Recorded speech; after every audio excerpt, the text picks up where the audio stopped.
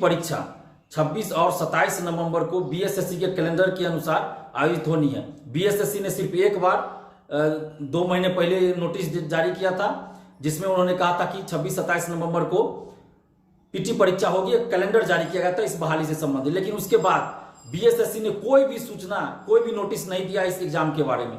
तो बीएसएससी से हम आग्रह कर रहे हैं, बीएसएससी के अध्यक्ष महोदय से आग्रह कर रहे हैं कि आप कम से कम एक नोटिस जारी कीजिए कि बीएसएससी सीजीएल 3 पीटी परीक्षा 26-27 नवंबर को होगी या नहीं होगी, और अगर होगी तो एडमिट कार्ड कब से डाउनलोड होगा। 1-2 हजार स्टूडेंट्स इसमें अपियर नहीं हो रहे हैं, 9 लाख स्टूडेंट्स इसमें फॉर्म भरे हैं, और इसमें से हजारों ऐसे अभ्यर्थी हैं जो बीपीएससी पीटी भी दिए हैं, और उसमें से हजारों ऐसे अभ्यर्थी हैं जिनको बीपीएससी मेंस भी देना है, और दोनों का सिलेबस अलग अलग है। और 26-27 नवंबर को बीएसएससी सीजीएल 3 की पीटी परीक्षा होनी है, और 1 महीना बाद 67वीं मेंस परीक्षा होनी है बीपीएससी की। तो ऐसे में परीक्षार्थी परेशान है कि वो मेंस की तैयारी करे, बीपीएससी मेंस की, या सीजीएल 3 के पीटी परीक्षा की तैयारी करे। दोनों का सिलेबस अलग अलग है। तो इसलिए बीएसएससी ये स्पष्ट कर दे कि 26-27 नवंबर को पीटी परीक्षा होगी या नहीं। अगर आपको लेना है परीक्षा तो आप नोटिस जारी कर दीजिए, ताकि परीक्षार्थी उस अनुसार अपनी तैयारी करे, और ये भी बता दीजिए कि कब से एडमिट कार्ड डाउनलोड होगा, क्योंकि हजारों ऐसे अभ्यर्थी हैं जो बिहार से बाहर दिल्ली, कहीं मुंबई, कहीं और रहते हैं।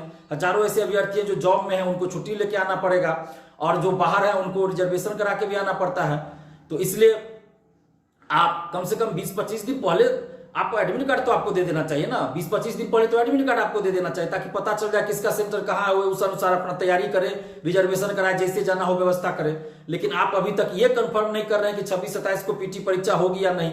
तो बीएसएससी के अध्यक्ष महोदय से हम आग्रह कर रहे हैं कि आप एक नोटिस जारी कर दीजिए, जिसमें ये बता दीजिए कि 26-27 नवंबर को पीटी परीक्षा होगी या नहीं।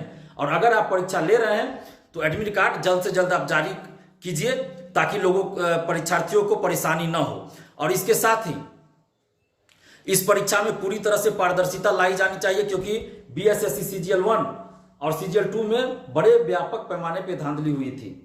सीजीएल 2 का कट ऑफ फाइनल का 150 में निगेटिव मार्किंग 138 गया था। ओएमआर सीट बाहर ले जाकर रंगा गया, आंसर वायरल था, पेपर लीक था। तो ये घटना फिर से नहीं होनी चाहिए, पेपर लीक नहीं होना चाहिए, किसी तरह से आंसर वायरल ना हो और ओएमआर सीट बाहर ले जाकर न रंगा जाए।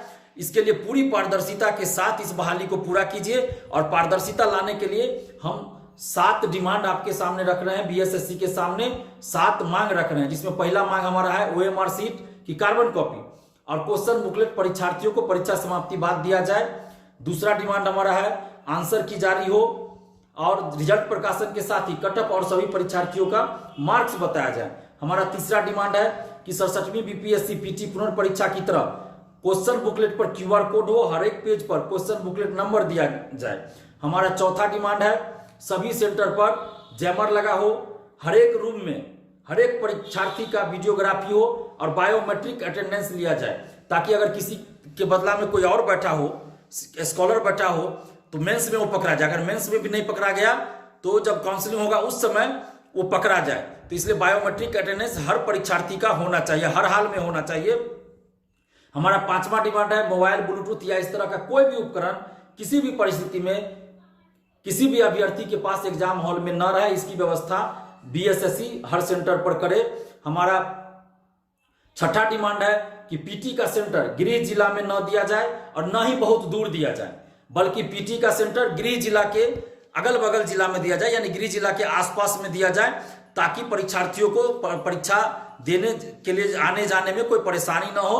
तो इस बात का पूरा इंतजाम करे बीएसएससी कि पीटी का सेंटर हर हाल में अभ्यर्थियों के गृह जिला के अगल बगल जिला में दिया जाना चाहिए। और हमारा 7वां डिमांड है कि स्ट्रॉन्ग रूम में जहां ओएमआर सीट आप रखिएगा वहां आप स्मार्ट लॉक लगाइए, सीसीटीवी कैमरा से उसकी निगरानी करवाइए, सीसीटीवी कैमरा से निगरानी करवाइए, और उस स्ट्रॉन्ग रूम में स्मार्ट लॉक की व्यवस्था कीजिए, ताकि ओएमआर सीट बाहर कोई न ले जा सके।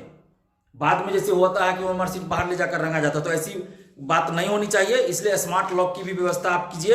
इन सभी 7 मांगों पे आप गंभीरता पूर्वक विचार कीजिए अध्यक्ष महोदय, और इन सभी मांगों को आप लागू कीजिए, क्योंकि ये बिहार के लाखों युवाओं के भविष्य का सवाल है। जैसा कि पहले सीजीएल 1 सीजीएल 2 में बड़े पैमाने पे धांधली हुई, तो ऐसी धांधली ना हो, इसके लिए इन 7 मांगों पे आप गंभीरता पूर्वक विचार कीजिए, और इन 7 मांगों को आप लागू कीजिए। अगर आप ऐसा नहीं कीजिएगा अध्यक्ष महोदय, तो फिर हम लोग आंदोलन करने पे विचार करेंगे। हमें कोई शौक नहीं होता आंदोलन करने का, जब हमें मजबूर किया जाता है तब हम सड़क पे उतरते हैं या आयोग जाकर आंदोलन करते हैं। तो बीएसएससी के अध्यक्ष महोदय, ये 9 लाख स्टूडेंट्स के भविष्य का सवाल है, ये बिहार के युवाओं के भविष्य का सवाल है।